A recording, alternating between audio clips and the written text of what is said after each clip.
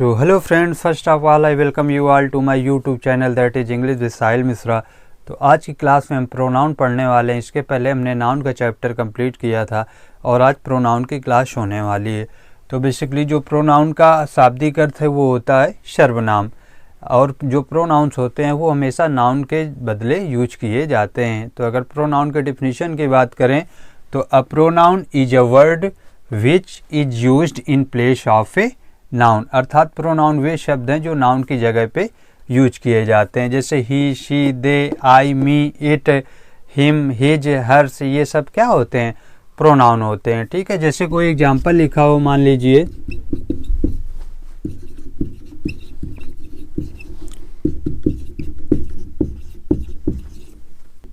And he helps his friends, he helps his friends. तो यहाँ पे जो ही और हिज आया है ये क्या है? प्रोनाउन है।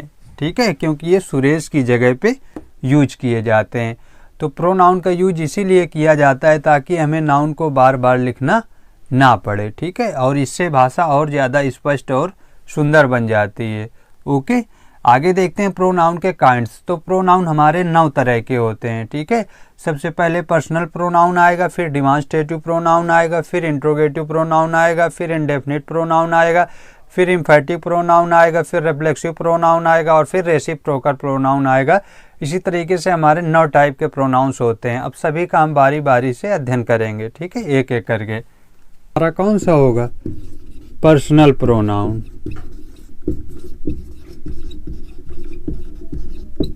इसको हिंदी में बोलते हैं व्यक्तिवाचक सर्वनाम। तो जो प्रोनाउन किसी व्यक्ति या वस्तु के बदले यूज किए जाते हैं वो हमारे पर्सनल प्रोनाउन होते हैं। जैसे ही हो गया, मी हो गया, आई हो गया, ठीक है, सी हो गया, दे हो गया, इट हो गया। ये हमारे किस टाइप के प्रोनाउन है? Personal pronoun. ठीक, अब देखिए पर्सनल प्रोनाउन के 3 पर्सन होते हैं। ठीक है, फर्स्ट पर्सन, सेकंड पर्सन और थर्ड पर्सन। तो पहले देख लेते हैं कि फर्स्ट पर्सन क्या होता है। ठीक है, तो फर्स्ट पर्सन का प्रोनाउन जो व्यक्ति बात करना स्टार्ट करता है या जो व्यक्ति बात करता है वही क्या होता है? First person. तो इसके अंतर्गत कौन कौन से प्रोनाउन आएंगे? आई, वी और इन दोनों के ही पूरे फैमिली मेंबर, आई और वी के। जैसे आई का ऑब्जेक्टिव केस क्या होता है? मी। इसी तरीके से वी का ऑब्जेक्टिव केस अस होगा। अब आई का पजेसिव माई और माइन होगा। इसी तरीके से वी का पजेसिव और ऑर्स, इस तरीके से। तो ये हमारे फर्स्ट पर्सन के प्रोनाउन होंगे। ठीक है, अब बात कर लेते हैं सेकंड पर्सन की। तो सेकंड पर्सन क्या होता है? तो सेकंड पर्सन, तो जो व्यक्ति फर्स्ट पर्सन की बातों को सुनता है वो हमारा क्या होता है? सेकंड पर्सन होता है। अब इसके अंतर्गत जो प्रोनाउन आते हैं वो यू, योर और योर्स आएंगे। ये हमारे क्या होते हैं? सेकंड पर्सन के प्रोनाउन। ठीक है, अब थर्ड पर्सन की बात कर लेते हैं। थर्ड पर्सन, तो जिस व्यक्ति या वस्तु के बारे में बात की जाती है वो क्या होता है? थर्ड पर्सन होता है। ठीक है, इसके अंतर्गत कौन कौन से प्रोनाउन आएंगे? ही, शी, इट और दे। अब बाकी इनके फैमिली मेंबर आएंगे। जैसे ही का ऑब्जेक्टिव केस क्या होता है? हिम। शी का ऑब्जेक्टिव केस क्या होता है? हर। इसी तरीके से इट का ऑब्जेक्टिव केस इट ही होता है। दे का ऑब्जेक्टिव केस देम होगा। फिर इसके बाद ही का पजेसिव हिज होगा। सी का पजेसिव हर होगा और हर्स होगा। ठीक है, इसी तरीके से इट का पजेसिव इट्स होगा और दे का पजेसिव दियर और दियर्स होंगे। ठीक है, इस तरीके से ये हमारे कौन से प्रोनाउन है? पर्सनल प्रोनाउन है। ठीक है, पर्सनल प्रोनाउन को 3 भागों में डिवाइड किया गया, फर्स्ट पर्सन, सेकंड पर्सन और थर्ड पर्सन। फिर हमने देखे कि फर्स्ट पर्सन क्या होते हैं, सेकंड पर्सन क्या होते हैं और थर्ड पर्सन क्या होते हैं। ओके, चलिए जो हमारे यू, योर और योर्स होते हैं इनका यूज हम सिंगुलर और प्लूरल दोनों नंबर में करते हैं। ठीक है, सिंगुलर में भी और प्लूरल में भी। ठीक है, जब एक व्यक्ति होगा तो सिंगुलर में यूज किए जाएंगे, एक से अधिक होंगे तो प्लूरल में यूज किए जाएंगे। ठीक है, और जो ये वाले हमारे प्रोनाउन होते हैं, माइन हो गया और हर्ष हो गया, ठीक है, इसी तरीके से जैसे आर्स हो गया, योर्स हो गया, इनका यूज हम हमेशा वर्ब के बाद करते हैं। ठीक है, वर्ब के बाद किया जाता है। जैसे एग्जाम्पल, जैसे this pen is mine, this pen is mine. ठीक है, जैसे those books are yours.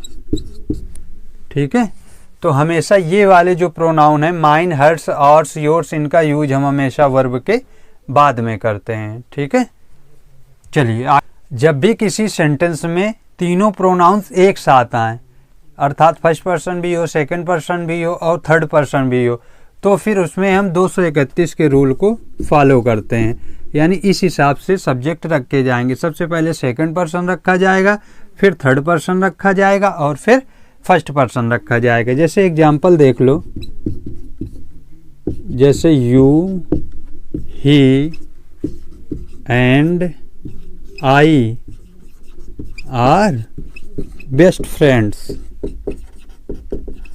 Are best friends. ठीक है, you, he and I are best friends. तो यहाँ पे तीनों पर्सन के प्रोनाउन आए, सेकंड पर्सन का भी, थर्ड पर्सन का भी और फर्स्ट पर्सन का भी। तो जब तीनों पर्सन एक साथ आए तो हमेशा 231 के रूल को फॉलो करते हैं, अर्थात सबसे पहले सेकंड पर्सन रखा जाएगा, फिर थर्ड पर्सन रखा जाएगा और फिर फर्स्ट पर्सन रखा जाएगा। अगर कभी दो दो सब्जेक्ट आए, जैसे मान लीजिए तीनों ना आए, दो आए, तो फिर अगर सेकंड और फर्स्ट आए होंगे तो पहले सेकंड को और फिर फर्स्ट का यूज किया जाएगा। इसी तरीके से जैसे थर्ड और फर्स्ट आए तो हमेशा पहले थर्ड पर्सन को और फिर फर्स्ट पर्सन को। जैसे सेकंड और फर्स्ट आए तो पहले फर्स्ट और फिर पहले सेकंड और फिर फर्स्ट पर्सन का यूज करते हैं। ओके, ये पॉजिटिव सेंस में यूज किया जाता है। और जब कोई निगेटिव सेंस आए तो फिर हमेशा 1 2 3 के रूल को फॉलो करते हैं। ठीक है, जैसे ऐसे लिखा हो, I you and he are guilty. तो यहाँ पे निगेटिव सेंस दे रहा है तो फिर 1 2 3 को फॉलो करेंगे, पहले फर्स्ट, फिर सेकंड और फिर थर्ड। और वैसे कोई पॉजिटिव सेंस आए तो फिर हमेशा 231 को फॉलो करते हैं। ठीक है, याद रखना है। जब इट का यूज कहाँ पे करते हैं तो इट का यूज हमेशा छोटे बच्चों या फिर पशु पक्षियों के लिए किया जाता है और निर्जीव वस्तुओं के साथ भी इट का यूज हम करते हैं। जैसे जब मैंने ट्रांसलेशन में इट का यूज बताया था तो वहाँ पे भी बताया था। तो इट का प्रयोग छोटे बच्चों के लिए, जैसे इट इज एन इन्फेंट, ठीक है, कोई छोटा शिशु है उसके लिए। ठीक है, जैसे इट इज ए बर्ड, यानी पक्षी के लिए किया, it is a good book. ठीक है, और मैंने ये भी बताया था कि जब भी समय, मौसम, दिन, महीना, तारीख, ये चीज़ें दर्शानी हो तब भी हम इट का प्रयोग करते हैं। ठीक है, जैसे it is very cold today. ठीक है, इस तरीके से। जैसे समय बताना हो, जैसे it is 7 by my watch, यानी मेरी घड़ी में 7 बजे हैं। इस तरीके से टाइम दर्शाना हो, जैसे दिन बताना हो, जैसे आज रविवार है तो इट इज संडे टुडे। ठीक है, तो इस सेंस में हम इट का यूज करते हैं। ठीक है, और इसका ऑब्जेक्टिव केस इट ही होता है और पॉजिटिव केस इट्स होता है। चलिए अगला प्रोनाउन देखते हैं, डेमॉन्स्ट्रेटिव प्रोनाउन। ठीक है, संकेतवाचक सर्वनाम। ठीक है, तो डेमॉन्स्ट्रेटिव प्रोनाउन का यूज हम किसी भी व्यक्ति या वस्तु की ओर संकेत करने के लिए करते हैं। और इसके अंतर्गत कौन कौन से प्रोनाउन आएंगे? दिस हो गया, दैट हो गया, दीज हो गया और दोज हो गया। ये हमारे डेमॉन्स्ट्रेटिव प्रोनाउन है। जैसा कि मैंने ट्रांसलेशन में बताया था कि दिस और दैट दोनों ही सिंगुलर हैं। ठीक है, इनका यूज संकेत करने के लिए किया जाता है। तो दिस पास रखी वस्तु की ओर संकेत करने के लिए यूज किया जाता है, और दैट का यूज हम किसी दूर रखी वस्तु की ओर संकेत करने के लिए करते हैं। ठीक है, दिस का जो प्लूरल होता है वो दीज होता है, दैट का जो प्लूरल होता है वो दोज होता है। ठीक है, जैसे this is a good book, ठीक है, दीज आर माई चेयर्स। ठीक है, इस तरीके से आप जब भी कभी ये अगर अकेले यूज किए जाएं तब ये डेमॉन्स्ट्रेटिव प्रोनाउन होंगे। अगर इनके बाद किसी नाउन का यूज कर दिया जाएगा तो फिर ये डेमॉन्स्ट्रेटिव एडजेक्टिव होंगे। ठीक है, एग्जांपल है दीज आर माई चेयर्स, इसको ऐसे लिखा जाए दीज चेयर्स आर माइन। तो फिर यहाँ पे अब ये कैसा है, डेमॉन्स्ट्रेटिव एडजेक्टिव है, क्योंकि उसके जस्ट बाद में नाउन का यूज किया गया है। ओके, जो हमारा प्रोनाउन है वो है इंटेरोगेटिव प्रोनाउन।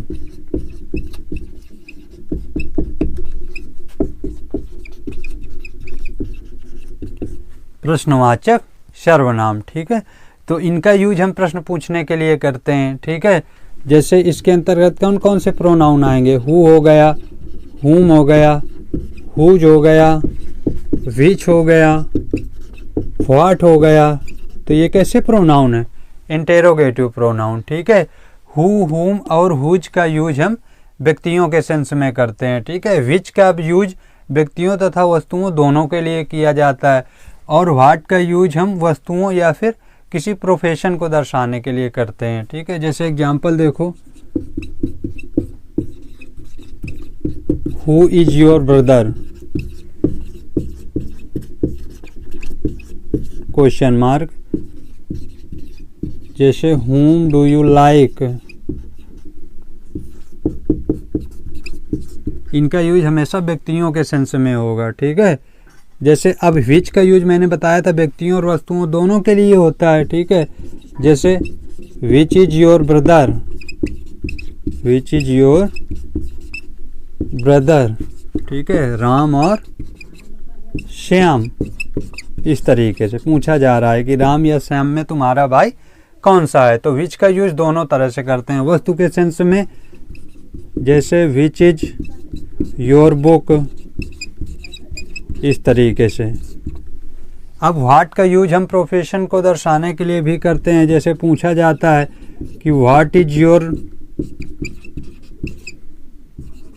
मदर, मान लीजिए ब्रदर, फादर, कुछ भी, व्हाट इज योर मदर, यानी आपकी माता जी क्या करते हैं। जैसे हाउस वाइफ हैं तो हाउस वाइफ बताना है, टीचर है तो टीचर बताना है, इस तरीके से। तो प्रोफेशन पूछने के लिए हम व्हाट का यूज करते हैं, और वस्तुओं के सेंस में भी व्हाट का यूज किया जाता है। जैसे विच, जैसे मैंने एग्जांपल लिखा था विच इज योर पेन, अब यहाँ पे लिख दिया जाए विच पेन इज योर्स।